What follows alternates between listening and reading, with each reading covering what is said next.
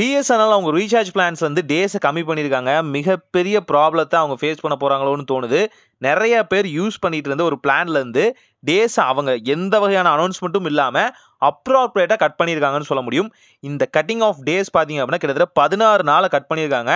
16 நாளும் பெனிஃபிட் இருந்தது எல்லாத்தையுமே தூக்கியிருக்காங்க. இப்போ அவங்க ரீசார்ஜ் பிளான்ஸில் போய் நீங்கள் எடுத்து பார்த்தீங்க அப்படின்னா ₹197 அப்படிங்கிற ஒரு பிளான் இருக்கும். இந்த பிளானோட ஃபர்ஸ்ட் வேலிடிட்டி பார்த்தீங்கன்னா 70 நாள் பெனிஃபிட் இருக்கும். ஆனால் இப்போ நீங்கள் கரெக்டாக பார்க்குறது பார்த்தீங்கன்னா 54 நாட்கள் தான். அதுவும் ஜஸ்ட்டு பார்த்தீங்கன்னா 4 ஜிபி டேட்டா தான் போட்டிருப்பாங்க. ஆனால் முன்ன இப்போ டேக்கு 2 ஜிபி டேட்டா வந்துகிட்டு இருக்கும் ஃபஸ்ட்டு 15 டேஸ்க்கு.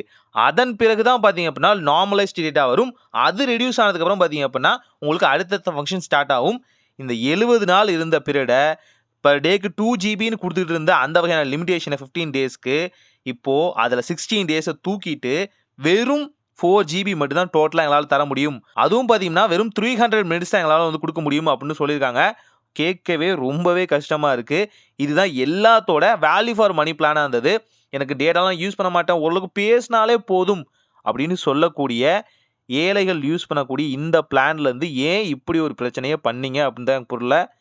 பெனிஃபிட் உங்களுக்கு எல்லா வகையான சலுகைகளும் கிடைச்சிட்டு தான் இருக்குது. இருந்தாலும் இப்படி ஒரு விஷயத்த அனௌன்ஸ்மெண்ட்டே இல்லாமல் பண்ணது தான் எனக்கு வந்து ரொம்பவே கோவப்படுது. ஏன்னா ஒரு அனௌன்ஸ்மெண்ட் கொடுத்துருந்தீங்க இந்த பிளான்லேருந்து இப்படி நடக்க போகுது அப்படின்னா ஃபர்ஸ்டே ரீசார்ஜ் பண்ணியிருப்போம் இல்லையா? ஸோ ஏன் அப்படி ஒரு அப்ராப்ரேட்டாக இல்லாமல் கட் பண்ணுறாங்கன்னு தெரியல. ஆக்சுவலாக பார்த்தீங்கன்னா ட்ராயோட ஒரு வெப்சைட் பற்றி தான் நம்ம வீடியோ வந்து மேக் பண்ணுறதா இருந்தது. ட்ராயோட வெப்சைட்டில் பார்த்தீங்கன்னா எல்லா நெட்வொர்க்கோட ஸ்பீட் எந்த அளவுக்கு இருக்குது, அது எந்தெந்த ரீஜியன்ஸில் மாறுபடுது அப்படிங்கிறத அப்லோட் டவுன்லோட் ப்ளஸ் பார்த்தீங்கன்னா அதோட வெப் வெர்ஷனையும் நம்ம வந்து பார்க்கலாம் தான் இருந்தோம். ஆனால் ஃபஸ்ட்டு இந்த பிளானை வந்து இதில் மாதிரி தூக்கிட்டாங்க, 16 நாள் போயிருச்சு அப்படின்னு சொன்னோன்னே பார்த்தீங்கன்னா எனக்கு ஃபஸ்ட்டு இதை மேக் பண்ணிடுவோம். ஏன்னா அவங்களுக்கு தெரியட்டும், அட்டென்ஷனாக இருக்கட்டும் அப்படின்னு நான் உங்களுக்கு எடுத்தோடனே சொல்லிட்டேன். அடுத்தடுத்த வீடியோக்குள்ளே ஸ்பீட் டெஸ்ட்டை பற்றி நான் வீடியோவும் வரும். ஸோ பாருங்கள், பிஎஸ்என்எல் ஏன் இப்படி பண்ணாங்கன்னு தெரியல. ஆனால் இப்படியே போனால் இது நல்லதுக்கு இல்லை. ஆல்சோ உத்தரப்பிரதேசில் பார்த்தீங்கன்னா வந்து கால் குவாலிட்டி எங்கே நல்லா இருக்குன்னு கேட்டப்போ விஐ தான் பெட்டராக இருக்குன்னு சொல்லியிருக்காங்க.